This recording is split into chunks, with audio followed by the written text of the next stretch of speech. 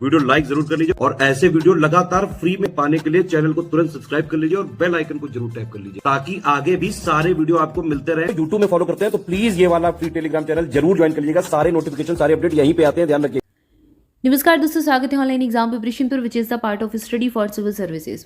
दोस्तों, हमारी पॉलिटी की लिस्टिंग चल रही है यूपीपीएससी प्रीलिम्स के एग्जाम में। लास्ट वीडियो में हमने मौलिक अधिकारों के बारे में पढ़ा था, तो आज हम देखेंगे फंडामेंटल राइट और डीपीएसपी के बीच में कुछ डिफरेंसेस और अंतर के बिंदु। चलिए, इसके बाद हम संविधान संशोधन पढ़ेंगे। शुरुआत करते हैं आज के टॉपिक की।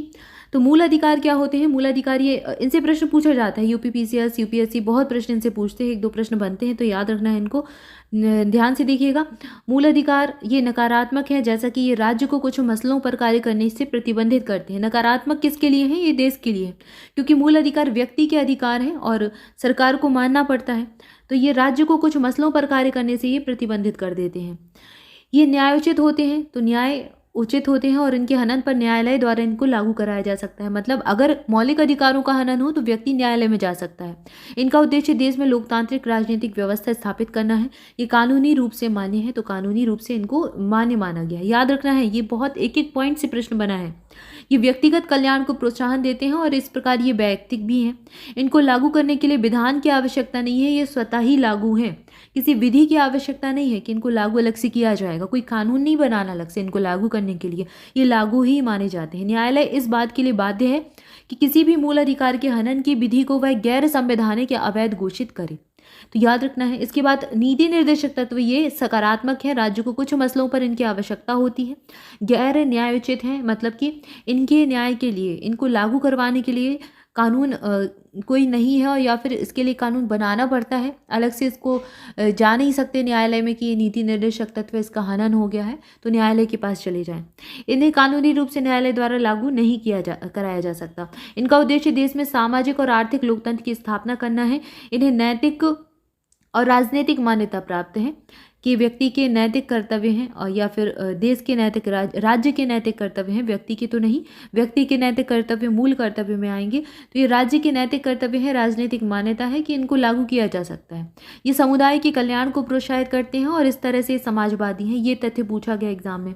इन्हें लागू रखने विधान की आवश्यकता होती है, स्वतः लागू नहीं होते। अगर इनको लागू करना है तो किसी विधि की आवश्यकता होगी, विधान कोई नियम बनाया जाएगा, संशोधन किया जाएगा, तो ये लागू होंगे। निर्देशक तत्वों का उल्लंघन करने वाली विधि को न्यायालय असंवैधानिक और अवैध घोषित कर सकता है। यद्यपि विधि की वैधता को इस आधार पर सही ठहराया जा सकता है कि इन्हें निर्देशक तत्वों को प्रभावी करने के लिए किया गया है।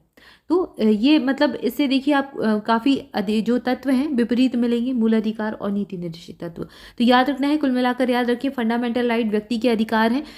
इनको मतलब इनके न्याय के लिए अगर इनका हनन होता है तो न्यायालय जाया जा सकता है। इसके ये स्वतः लागू होते हैं, इनके लिए किसी भी नियम कानून की आवश्यकता नहीं। जबकि नीति निर्देशक तत्व राज्य के ऐसे नैतिक कर्तव्य हैं या राजनीतिक मान्यताएं हैं जिनको लागू करने के लिए कानून या विधि की आवश्यकता होती है। न्यायोचित नहीं है, गैर न्यायोचित होते हैं, इनको न्यायालय द्वारा लागू नहीं कराया जा सकता। सकारात्मक होते हैं और मूल अधिकार नकारात्मक। ठीक है, याद रखना है इनको, बहुत इंपॉर्टेंट पॉइंट है। इसके बाद संविधान संशोधन, कॉन्स्टिट्यूशन अमेंडमेंट कुछ हमें पढ़ने हैं जो बहुत इंपॉर्टेंट है।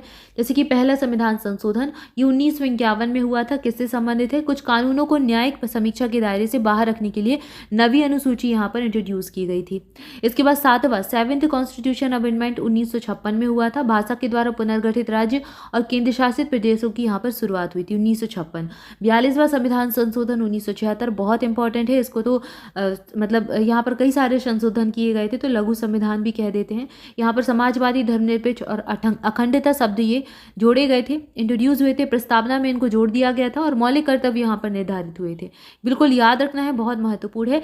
पूछा जाता है 42वें संविधान संशोधन से 42 कॉन्स्टिट्यूशन अमेंडमेंट जो कि 1976 में हुआ था, इससे संविधान की प्रस्तावना में कौन से शब्द जोड़े गए थे? तो याद रखना है, 3 शब्द जोड़े संविधान में की प्रस्तावना में, समाजवादी, धर्मनिरपेक्ष और अखंडता।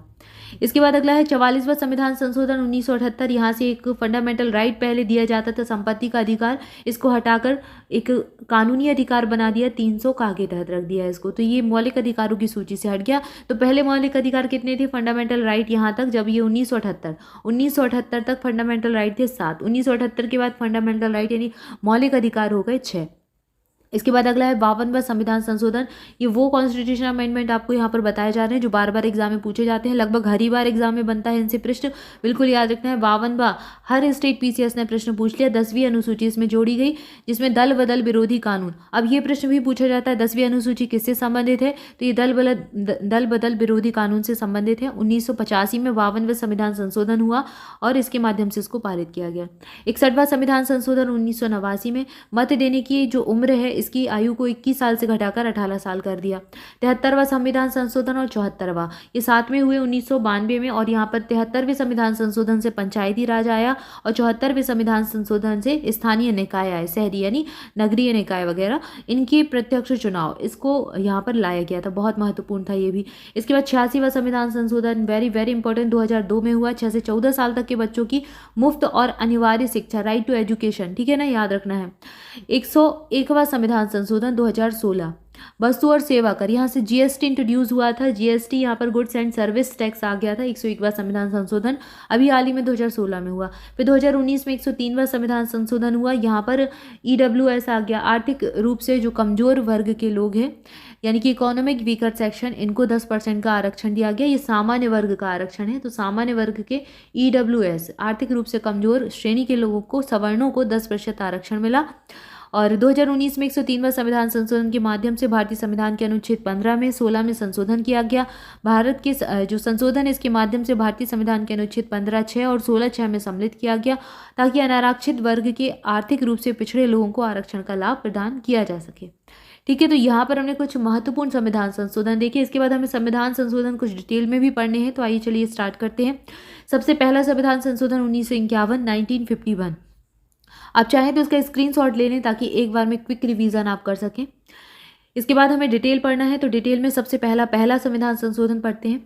सामाजिक और आर्थिक और पिछड़े वर्गों की उन्नति के लिए विशेष उपबंध बनाने के लिए राज्यों को शक्ति प्रदान की गई। इसके बाद कानून की रक्षा के लिए संपत्ति अधिग्रहण आदि की व्यवस्था की गई। भूमि सुधार और न्यायिक समीक्षा से जुड़े अन्य कानून को 9वीं अनुसूची में जोड़ा गया, ये महत्वपूर्ण है। विचार अभिव्यक्ति की स्वतंत्रता पर 3 और प्रमुख कारणों से प्रतिबंधित की कवायद, जैसे कि लोक आदेश, विदेशी राज्यों के साथ दोस्ताना संबंध, किसी अपराध के लिए भड़काना, प्रतिबंधों को तर्क संगत बनाए और इस प्रकार ये न्यायोज्य हैं। इसके बाद यहाँ पर यह व्यवस्था भी की गई कि राज्य ट्रेडिंग और राज्य द्वारा किसी व्यापार या व्यवसाय के राष्ट्रीयकरण को केवल इस आधार पर अवैध घोषित नहीं किया जा सकता कि यह व्यापार या फिर व्यवसाय के अधिकार का उल्लंघन करता है। इसमें से जो इम्पोर्टेंट है वो हाईलाइट भी है और ऑलरेडी आपको पहले बताया जा चुका है कि यहाँ पर 9वीं अनुसूची को इंट्रोड्यूस किया गया था। यही प्रश्न बार बार अलग अलग तरीके से एग्जाम में पूछा गया है। 9वीं अनुसूची किससे संबंधित है, ये प्रश्न भी आ चुका है, तो याद रखिए भूमि सुधार न्यायिक समीक्षा से जुड़ा हुआ है। द्वितीय संविधान संशोधन 1952 में हुआ, एक साल बाद ही। यहाँ पर लोकसभा में एक सदस्य के प्रतिनिधित्व को 7,50,000 लोगों से अधिक लोगों से अधिक किया गया, एक सदस्य के प्रतिनिधित्व को। तो प्रतिनिधित्व पहले कम लोगों के रहता होगा, और यहाँ लोकसभा में यहाँ पर एक सदस्य इतने लोगों का प्रतिनिधित्व करेगा, ये यहाँ पर संशोधित किया गया। इसके बाद अगला है तीसरा संविधान संशोधन। तीसरे संविधान संशोधन में क्या हुआ, संसद को खाद्य पदार्थ, पशु चारा, कच्चा कपास, कपास के बीज, कच्चे जूट, इनके उत्पादन, आपूर्ति और वितरण पर नियंत्रण के लिए लोक हित में शक्तिशाली बनाया गया। चौथा संविधान संशोधन 1955 में हुआ। यहाँ पर क्या हुआ, निजी संपत्ति के अनिवार्य अधिग्रहण के स्थान पर दी जाने वाली क्षतिपूर्ति की प्रमात्रा को न्यायालय की जांच से बाहर किया गया। किसी व्यापार को राष्ट्रीयकृत बनाने के लिए राज्यों को अधिकार दिए गए। तीसरा हुआ, 9वीं अनुसूची में कुछ और अधिनियम की बढ़ोतरी की गई। और चौथा इसमें संशोधन यहाँ पर हुआ, अनुच्छेद 31 का के क्षेत्र में विस्तार किया गया। ठीक है, तो ये हुए चौथे संविधान संशोधन। पांचवा संविधान संशोधन 1955 में ही हुआ। यहाँ पर राष्ट्रपति को शक्ति दी गई कि वह राज्यों के क्षेत्र, सीमा और नामों को प्रभावित करने वाले प्रस्तावित केंद्रीय विधान पर अपने मत देने के लिए राज्य मंडलों के लिए समय सीमा का निर्धारण करे। इसके बाद छठवां संविधान संशोधन एक साल बाद 1956 में हुआ। यहाँ पर केंद्रीय सूची में नए विषय जुड़े, जैसे अंतर्राज्यीय व्यापार, वाणिज्य के तहत वस्तुओं की खरीद बिक्री पर कर और इसी संबंध में राज्यों की शक्तियों पर पाबंदियां। इसके बाद सातवां संविधान संशोधन अधिनियम 1956, ये भी इसी साल हुआ। राज्यों के 4 वर्गों की समाप्ति हुई, जैसे भाग का, भाग खा, भाग गा और भाग खा। इनके स्थान पर 14 राज्यों का मतलब 14 राज्य बनाए गए। तो पूछा जाता है कि पहले राज्य कितने थे जब हमारा संविधान बना, तो यहाँ पर 4 भाग थे, उसके बाद 14 राज्य बने। और अभी राज्यों की संख्या कितनी हो गई है? 28। पहले 14 राज्य और 6 केंद्र शासित प्रदेश यहाँ पर स्वीकृत किए गए थे 7वें संविधान संशोधन 1956। ये वही 1956 है जब राज्यों का पुनर्गठन किया जा रहा था, पुनर्गठन अधिनियम भी यहीं पर आया था। तो इसको याद रखना है। यहाँ पर 14 राज्य, 6 केंद्र शासित प्रदेश स्वीकृत हुए। केंद्र शासित प्रदेशों में उच्च न्यायालय के न्याय क्षेत्र का विस्तार हुआ, तो यह अधिक राज्यों के बीच सामूहिक न्यायालय की स्थापना हुई। उच्च न्यायालय में अतिरिक्त न्यायाधीश और कार्यकारी न्यायाधीशों की नियुक्ति की यहाँ पर व्यवस्था की गई। इसके बाद 8वां संविधान संशोधन हुआ 1960 में। अनुसूचित जाति, अनुसूचित जनजाति आरक्षण व्यवस्था में विस्तार हुआ और आंग्ल भारतीय प्रतिनिधि लोकसभा और विधानसभाओं में 10 वर्ष की बढ़ोतरी हुई यहाँ पर 1970 तक। 9वां संविधान संशोधन, भारत पाक समझौते 1958 के अनुसार पाकिस्तान को वेरूवाड़ी संघ पश्चिम बंगाल स्थित के भारतीय राज्य क्षेत्र का समर्पण किया गया। 10वां संविधान संशोधन, दादर और नागर हवेली को भारतीय संघ में जोड़ा गया था। तो यहाँ पर एक और क्या हो गया, केंद्र शासित प्रदेश बढ़ गया था। तो यहाँ पर 6 थे, फिर यहाँ पर 7 हो गए थे 1961 में। ये पूछा जाता है एग्जाम में 1961, याद रखिएगा। तो यहाँ पर हमने कुछ संविधान संशोधन पढ़ लिए 10वें संविधान संशोधन तक। इसके आगे के संविधान संशोधन को अगले पार्ट में देखेंगे। जुड़े रहें चैनल के साथ, वीडियो को लाइक जरूर करें, चैनल को सब्सक्राइब करें। हमारे पेड बैचेस से जुड़ने के लिए इन नंबर्स पर कॉल करके जानकारी लीजिए या फिर डिस्क्रिप्शन को फॉलो कीजिए। हमारे क्रैश कोर्स अभी भी चालू है और इसके अलावा प्रैक्टिस क्विज, पेड क्विज हमारे जो हैं, या फिर टेस्ट सीरीज अगर यूपीपीसीएस के लिए लगाना चाहते हैं या आरओडी एग्जाम के लिए, तुरंत जाकर ज्वाइन कर सकते हैं। Study for civil services application पर जाकर भी आप हमारे बैचेस देख सकते हैं, लिंक डिस्क्रिप्शन में मिल जाएगी। Thank you for watching this video. Thank you so much.